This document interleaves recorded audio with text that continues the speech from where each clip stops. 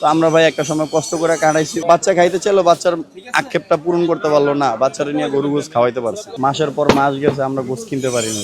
একটা সময় আমরা অনেক কষ্টে কাটাইছি সময়, মাস গেছে, মাসের পর মাস গেছে, আমরা গোস কিনতে পারিনি।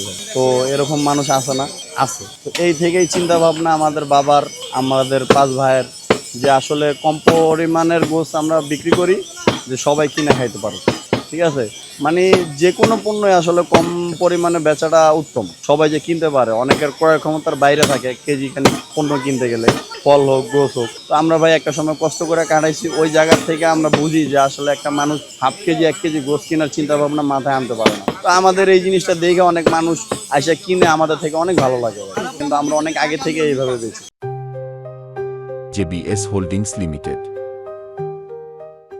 কারা বেশি? যারা দিনমজুর, যারা স্টুডেন্ট, যারা ম্যাচে থাকে, বিশেষ করে 3 শ্রেণীর মানুষ।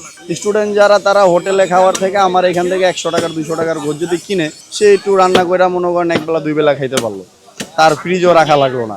কারণ স্টুডেন্ট গ্রাম থেকে এসে পড়াশোনা করে, তাদের ফ্রিজ থাকে না।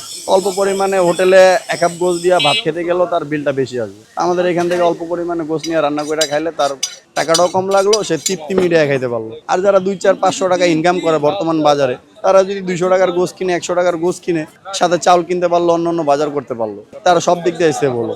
বাচ্চা খাইতে চাইলো, বাচ্চার আক্ষেপটা পূরণ করতে পারলো না, বাচ্চারা নিয়ে গরু গোছ খাওয়াইতে পারছে, সে 1 কেজি কিনতে পারবে না, হাফ কেজি কিনতে পারবে না।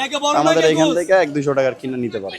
বাজারে অন্যান্য ব্যবসায়ীদের থেকে আমাদের উপরে চাপ নাই, কিন্তু অনেকে অনেক মন্তব্য করে যে তোমরা এভাবে বেচো, আমাদের তো বেচতে কষ্ট হয়ে যায়। গরুর মাংস না, সব পণ্যই অল্প পরিমাণে অন্যান্য দেশে তো বিক্রি হয় রে ভাই, না হয়তো তাহলে কথা ছিল, অন্যান্য জিনিস বিক্রি হয়, এটাও করুক সবাই। আপনাদের এই জিনিসটা, এই যে প্রচার করতেছেন, এটা সবাই অমনভাবে শেয়ার করুক যে পুরো বাংলাদেশ ছড়ায়া যাক, যে কম পরিমাণের জিনিস, মাংস সব জায়গা থেকে যেন বিক্রি হয়, শুধু এই ঢাকা কারণ বাজার না, পুরো বাংলাদেশে যেন এটার প্রচারণা হয়ে যায়। আমরা এটা চাই, আমরা তো অবশ্যই চাই, শুধু কারণ বাজার না, পুরো বাংলাদেশে যে কম পরিমাণের গোস। কারণ ভাই, আমি একলাই ঢাকা কারণ বাজারে থেকে তো কম ইনকামের মানুষের চাহিদা আমি মিটাতে পারবো না। প্রত্যেকটা জেলা ডিস্ট্রিক্টে এই উদ্যোগটা নেওয়াটা উচিত। আমরা মনে করি আমাদের এটা দেখে আস্তে আস্তে সবাই নিতেছে উদ্যোগ, এবং কি এটা আস্তে আস্তে প্রচারণা হবে, আমরা এটাই চাই।